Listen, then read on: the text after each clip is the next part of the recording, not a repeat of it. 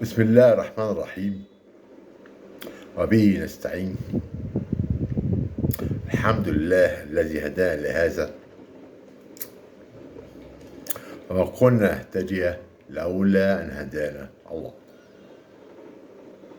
لست مطرفا كما قلت من قبل، لست مطرفا، لست إخوانيا، ولست أيضا من عمل الشيطان أو لي سلوك مارق كذا أو كذا. أنا رجل أحب بلدي، أنا التطرف والعشق، وده سبب لي مشاكل كتيرة. الناس المتخلفين، الناس الجهلة، الناس اللي هم يعني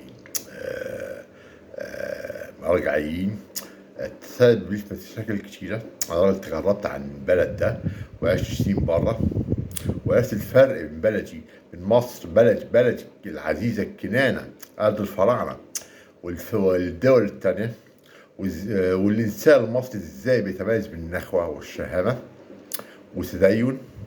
الشيء كله بيخليني أقف في صف بلدي ومحاربة الحق وإزهاق الباطل. الساكت على الحق شيطان أخرس. ومن هذا المنطلق أنا قلت حب البلد سبب مشاكل كتيرة وأكتر مع الناس من المصريين. حاجة يعني الناس المصريين بدل ما يعني بيحاربوني، حاجة يعني مش يعني حاجة غريبة إن الإنسان اللي يحب بلده يقول الحق بيتحارب، يعني حاجة غريبة. واحنا بنقول الحق. وشوف يعني ان شاء الله نشوف. احنا عملنا مصلحة البلد. انا محب بلدي، متطرف لبلدي، مصلحة بلدي. وقلت ان الانسان المصري انسان جميل، انسان عاشق، انسان ممتاز، فنان، حساس. شوف بقى الحلقة دي ان شاء الله نشوف حاجة ما تناولهاش ناس قبل كده. بنشوف من خلال قراءاتي في علم النفس والادب والفلسفه وكلها في الاشياء دي كلها. هنشوف ظواهر اجتماعيه سلبيه تعلق بناس مشاهير. الجمهور تعلق بيهم، والناس الجماهير تعلقت بيهم سواء في مصر او في خارج مصر. وعندهم فعلا موهبه، لكن للاسف عندها ترتبط الموهبه بمرض القلب او الشذوذ او يعني حاجات كتيره. ده كله بيخلي الموهبه دي يعني عالة لصاحبها وتضر اكتر ما بتنفع. ولو وللاسف في ناس كتيره من البسطاء والناس حتى المثقفين هم طيبين وسالمين النية، عندهم سلامة نية. لما مثلا يقروا الناس من دول او يتكلم عنهم او يشوفوا اعمالهم كده، بيتأثروا بيهم أكتر ما يتأثروا بالواحد موهبته عادية، لأن يكون له شعبية أكتر، لأن عنده موهبة لكنها مختلطة بمرض القلب. هنشوف هذا في ثلاث نماذج. في الناس عندها مرض قلب وعندها الكلام ده. هنشوف ثلاث نماذج أضروا بالإنسان المصري وأضروا بالوجدان المصري والسمعة المصرية، وحاجة هنشوفها إن شاء الله، حاجة جديدة هنشوف ده إن شاء الله. هنشوف أول الكاتب محمد حسنين هيكل، ده أول حاجة. وزير الإعلام عسان عبد الناصر رئيس تحرير الهرم إن شاء الله. تاني حاجة هنشوف المخرج اللي يقال عليه عالمي يوسف شاهين، ده كان مجال الموهبة. شوف الراجل مريض القلب المارق هو اللي هو صفوت الشمر. هنشوف نماء الناس دي ازاي اثروا بالسلب، وشهرتهم وحتى موهبتهم. حقيقة في موهبة وهي موهبة زائفة، ازاي اثرت بالسلب، لان هذه الموهبة عندما خصوصا عند بقى وشاهين هنشوف ان تقترن هذه الموهبة بالزيف والخداع والكذب والضلال. ده كله يكون شيء ضار جدا بالعقلية المصرية والإنسان المصري. زي ما قلت الساكت على الحق شيطان الأخرس، ولا لست مطرفا أو إخوانيا أو كذا وكذا. شوف بقى أول واحد محمد حسنين هيك.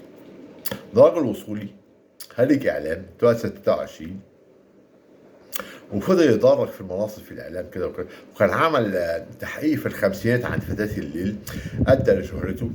وإن هو يتنطّق من إن هو صحفي عادي إلى إنه في نال استحسان ناصر، عبد الناصر.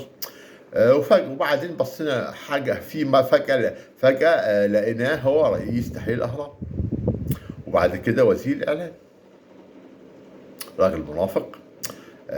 قلمه جميل.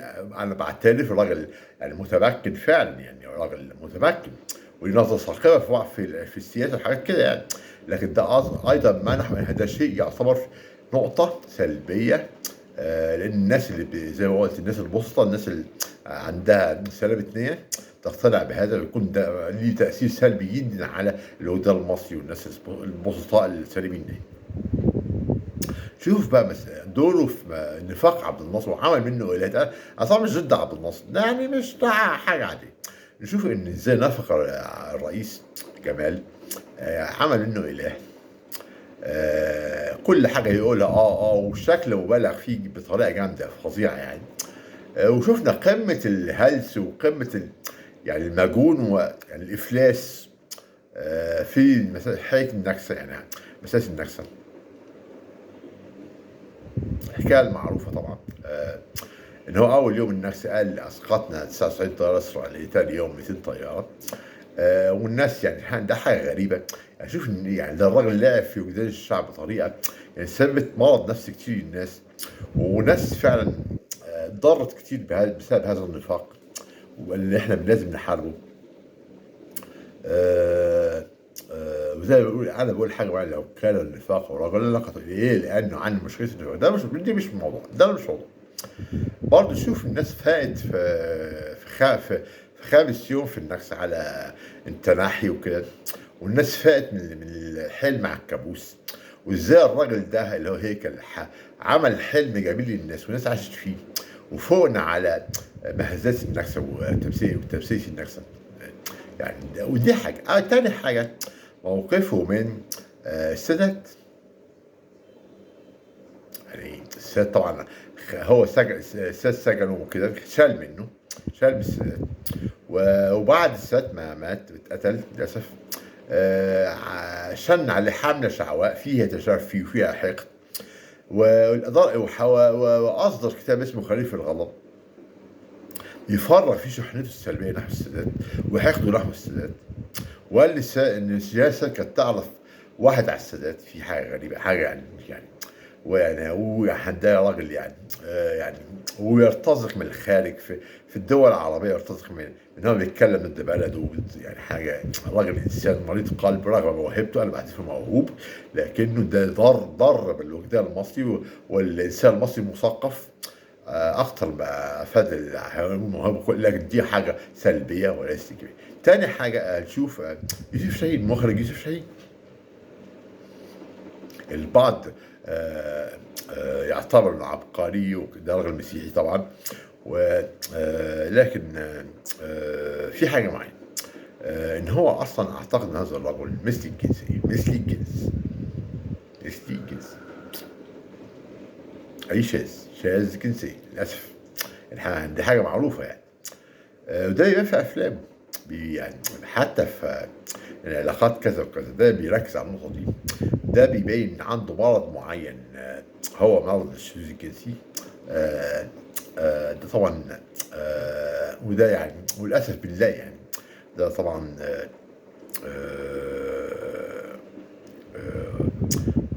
يعني شيء طبعًا. شُفنا قوم ولوط في القرآن وإزاي ربنا ذمّهم. ده كلام الشذوذ الجنسي بيسبب الأمراض ومرض اجتماعي خطير وانحراف جنسي خطير. وأنا باعتقد هذا الرجل فعلًا شاذ جنسيًا، لأن هذا هو ما صرح به. وبرضه في ناس فنانين بيصرحوا بده بكل بجاحة وبكل وضوح. ده طبعًا عيب في الفن وسُب في جيل الفن، وده للأسف الفن في بلدنا. اللي هو يعني أنا طبعًا يعني زي ما قُلت في أول الحلقة، أنا قلبي على بلدي وأنا باتهاجم كتير بسبب ده. ويعني ده أنا قلبي على بلدي ده. نشوف نموذج. وهو الرجل مريض القلب، ال الراجل اللي ما عندوش أخلاق، الراجل الخارج عن الدين وكل حاجة. المنافق صفوت الشريف. ضابط المخابرات ليه دور قذر جدًا في مسألة تجنيد الفنانات والعاهرات وده كله في خدمة المخابرات الدنيئة اللي كانت في عهد الناصري. اللي بقت بتبُص لبرّه وتحارب الموساد وتنظر لمصلحة البلد في ظروف صعبة. عملت دور قذر جدًا في الداخل وقاموا بابتزاز الناس بطريقة فيها قذارة. الراجل ده لعب دور قذر جدًا، وبعدين استكمل الدور ده في عهد مبارك. آآ ده الدور القذر اللي لعبه في المخابرات. شُفنا مبارك بسلامة نيّة أو ما أعرفش يعني عيّنه وزير إعلام. طبعًا كان ده يعني شيء يعني دي الناس دي دُولة هيكل وشاهين الشاذ، هيكل المنافق وشاهين الشاذ وصفوت الشريف المارق الماجن. دي كلها صور لازم يجب أن تختفي من القاموس المصري. أنا راجل اتغربت وعارف إن الدنيا ماشية إزاي وليه قراءات كذا وكذا، وزي ما قُلت إن أنا انضريت بسبب انتمائي وحُبّي الشديد لوطني. أنا مهما حصل أنا باحب وطني، أنا باحب وطني. أرض الفراعنة، أرض المسلمين المعتدين، المسلمين الأوائل، عمر بن الخطاب والناس اللي هم عندهم العقيدة فيها صدق وفيها نخوة يعني ضد الكلام ده كله. صفوت الشريف ضد نفاق هيكل، شذوذ شهيد. هذا ما أباه الدين، ما أباه الشرف وأتباعه الإنسان السوي. كل واحد يكون له سوية في سلوكه سوية في السلوك. ما يكونش قواد، ما يكونش شاذ، ما يكونش منافق زي قُلت على دُولة. الكل بيأثّر في الجماهير. إحنا بيهمنا مصلحة المجموع، الشعب المصري المجموع اللي عانى كتير من الظلم وكذا وكذا. وللأسف شوفوا أحوال الفراعنة إزاي وصلوا لهذا المنزلق الخطير في الأخلاق في يعني حاجة غريبة. إحنا نستحق هذا من ناحية اقتصادية ومن ناحية اجتماعية. إحنا أحسن الفراعنة، يعني ناس مسلمين الأوائل عندنا. ماريا القبطية أم إبراهيم ابن النبي كانت مسيحية قبطية مصر. يعني ربنا بيحب مصر. ومن هذا المنطلق أنا بينطق وجداني بينطق بحب هذه البلد. ومهما أوردت ومهما حصل إيذاء كذا وكذا أنا باحب بلدي. حتى إذا وصل الأمر الواحد يموت في سبيل بلده ده شرف، يكون شهيد، ده شيء باتشرف فيه.